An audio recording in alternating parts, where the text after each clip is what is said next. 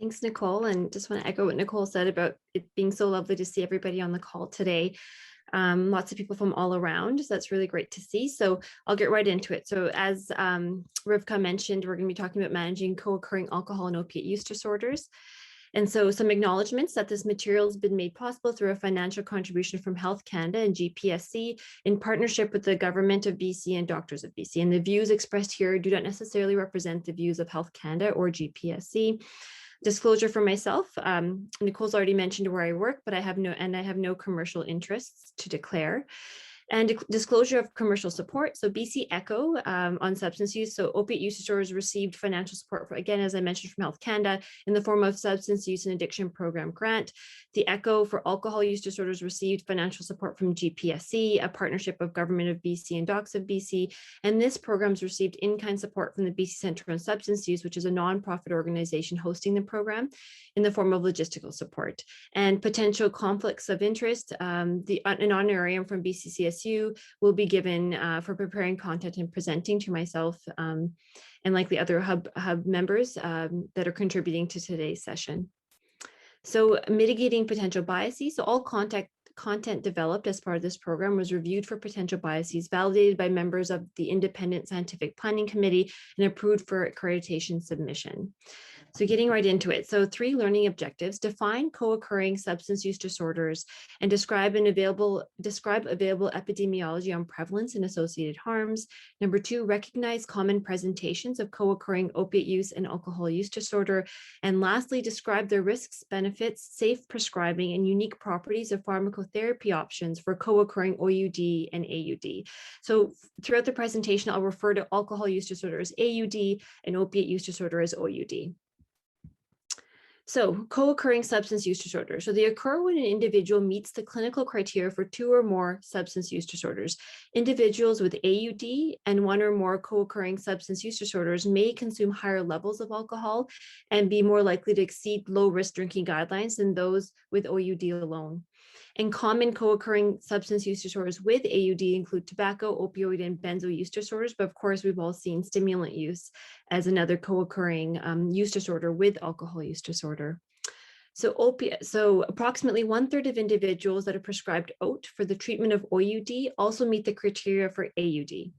So that's a lot, a third of folks. Concurrent use of opioids and alcohol is associated with an increased risk of respiratory depression, overdose, and death.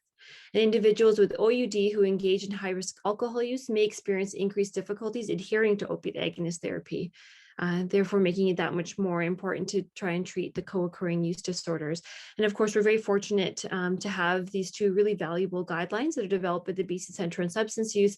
The first one, the OUD guideline, that will have an update soon, but was released in 2017, that reviews the evidence for opiate use disorder. And of course, the more recently released guidelines, I believe December 2020, was it 2019? Recently released alcohol use disorder guidelines, which are just a really excellent read, where they summarize really succinctly all the data on pharmacotherapy, psychosocial services, and how best to support your patients with high-risk drinking or alcohol use disorder. So if you haven't seen them, I really recommend checking out the BC Centre on Substance Use website and accessing the PDFs from there. So identification of co-occurring AUD and OUD. So provincial guidelines recommend universal substance use screening on a regular basis. So clinicians should screen patients for substance use through validated methods that are familiar and appropriate to their individual practices. So positive results in any screening tool should then prompt further assessment to confirm or rule out a use disorder based on DSM-5 criteria. And it's the same criteria that we have for all substance use disorders.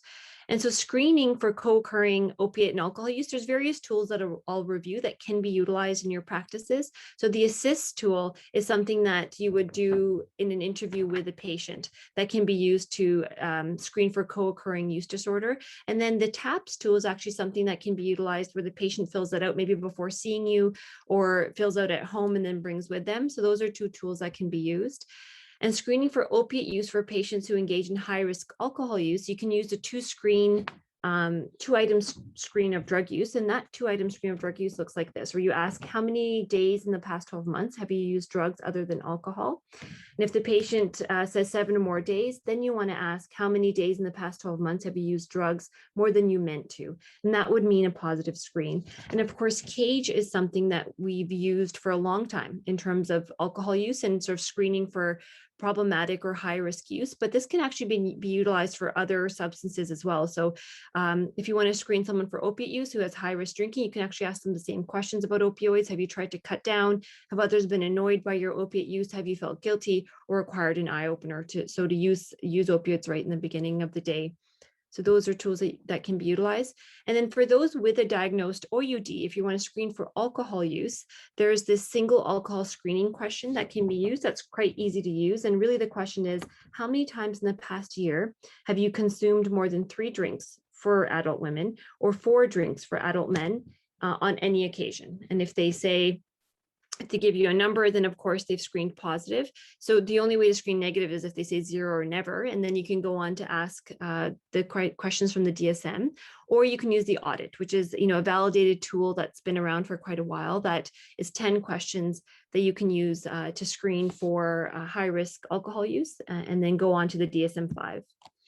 So brief intervention and motivational interviewing. So for individuals on opiate agonist therapy who exceed the limits of low risk drinking, but don't meet the criteria for an AUD diagnosis, the physician or nurse delivered brief intervention has been found to reduce alcohol consumption. So there's good data to support just, when you're filling the OAT prescription or meeting the person about their OAT, to continually discuss the alcohol use and strategies of lowering consumption, but to really be able to engage with your patient. And brief intervention really just takes anywhere from 5 to 10 minutes.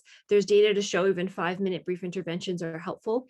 And of course, motivational interviewing may also be effective for reducing alcohol consumption in patients prescribed OAT. So, the engagement of you should stop drinking, it's not good for you, or you might overdose if you drink, not being as effective as something like, so how many drinks are you drinking? How does it make you feel when you drink alcohol? Do you have any concerns about your alcohol use? So really engaging with the patient with an MI frame of mind, again, has evidence.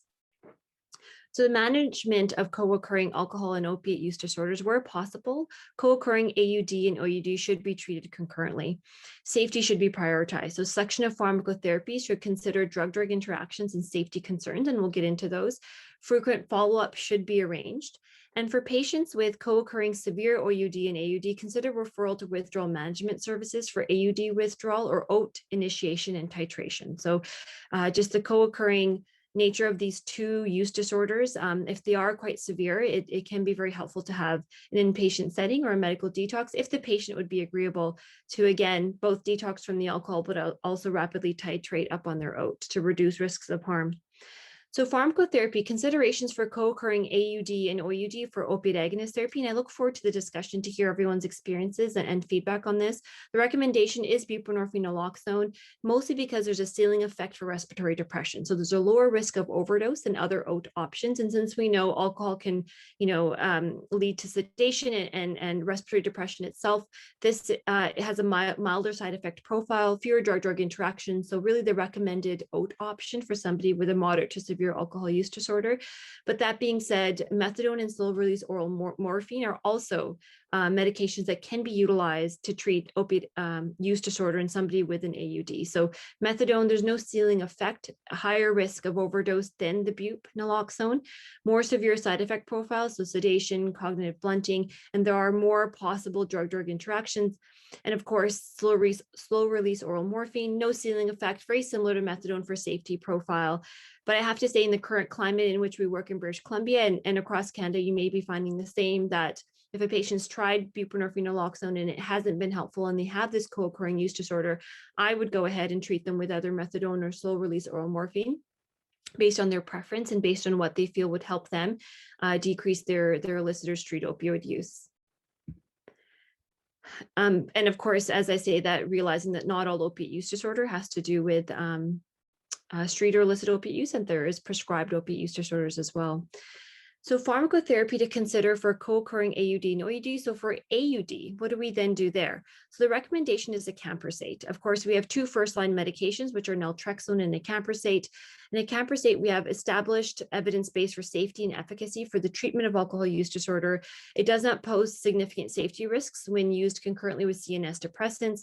So really that is first line. We have data for acamprosate, however, for abstinence. So if somebody hasn't been drinking and we want to help support them in their abstinence, it has good evidence. There isn't data on reducing heavy drinking days with acamprosate, but we have other options. So to peermate, there is growing evidence of efficacy for abstinence from alcohol, reduction in heavy drinking and craving outcomes. And it can be used as a second line off-label pharmacotherapy for individuals who don't benefit from acamprosate. It may be sedating, so hence the caution. So use with caution, as opioids can increase CNS depression and contraindicated in individuals with renal failure. Now, topiramate is one of those drugs that you start slow and titrate up over 1 to 2 months, with target doses going anywhere from 75 milligrams to 300 milligrams. And again, keeping in mind those drug-drug interactions, but realizing that there is growing evidence for this. And I believe a meta-analysis in 2014 reviewed 7 RCTs that show that there was benefit from topiramate. And then gabapentin being another second line option, again, growing evidence for efficacy for alcohol relapse prevention, however, known to potentiate the euphoric effects of opioids, increase risk of respiratory depression and overdose if used at moderate to high doses concurrently with opioids. So we have more and more data coming out that shows that gabapentin combined with opioids can increase risk of harm, but alcohol with opioids can also. So really it's about weighing out the risks and benefits of these treatments and seeing what works for the patient.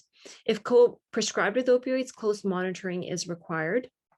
And a key point being that naltrexone, being this really effective medication for alcohol use disorder, should not be used. It's contraindicated as it's an opioid antagonist, as many of you would know. So it blocks the effect of OAT. So basically, if someone's on opioid agonist therapy and you give them naltrexone, it could put them into pretty extreme and severe withdrawal. And it's, again, not evidence-based for the treatment of opiate use disorder either. So we really would say that that's something that you want to avoid.